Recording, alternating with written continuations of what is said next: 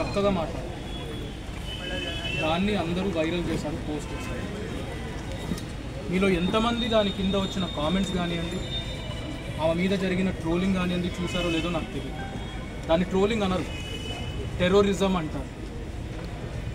నేను ఈ ప్లాట్ఫామ్ వాడుకొని మీకు అందరికీ ఒక విజ్ఞప్తి చేయాలనుకుంటున్నాను, ఒకటి చెప్పాలనుకుంటున్నాను. మీరు గమనించండి, ఇక్కడ ఉండే మా పార్టీ సీనియర్ మహిళా లీడర్లు ఉన్నారు, సోషల్ మీడియాలో యాక్టివ్గా ఉండే వాళ్ళు ఉన్నారు, విలేకరులు ఉన్నారు, women leaders, women journalists, women cadre members, వీళ్ళందరూ కూడా టీడీపీ ఇంకా జనసేన చేసే రాక్షసత్వానికి, సోషల్ మీడియా టెర్రరిజంకి వీళ్ళందరూ కూడా విక్టిమ్స్.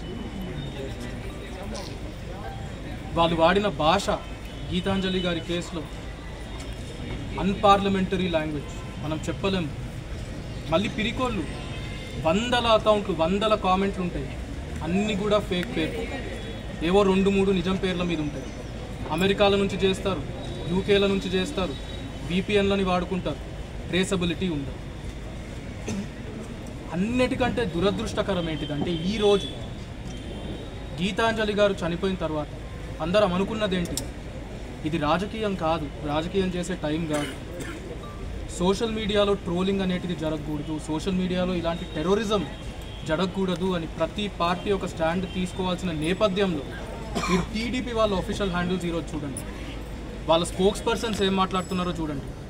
ఎక్కడ కూడా మేము బాధపడుతున్నాము, గీతాంజలి గారు అని ఒక మహిళ చనిపోయినందుకు మేము బాధపడుతున్నామని ఒక్కరూ చెప్పడం లేదు. ఇది కూడా వైఎస్ఆర్సీపీ చేసే రాజకీయం అంట. అసలు గీతాంజలి అన్న మహిళ చనిపోలేదంట, యాక్టింగ్ చేస్తున్నారంట. యాక్సిడెంట్ కేసుని మనం సూసైడ్ అని చెప్తున్నామంట. ఇక్కడ అన్న ఉన్నారు, వాళ్ళ భర్త, ఆయనంతకు ఆయన ఇలాంటి టైంలో మీడియా ముందరికి వచ్చి మాట్లాడాల్సి వచ్చింది. అది వాళ్ళు చేస్తూ ఉన్నది. ఇప్పుడు కూడా పోస్టులు పెడతా ఉన్నారు. పైన మేము వాళ్ళ ఫ్యామిలీతో మాట్లాడుతుంటే ఇంకా పోస్టులు చూస్తున్నాం. ఆ అమ్మను, గీతాంజలి అమ్మను మేము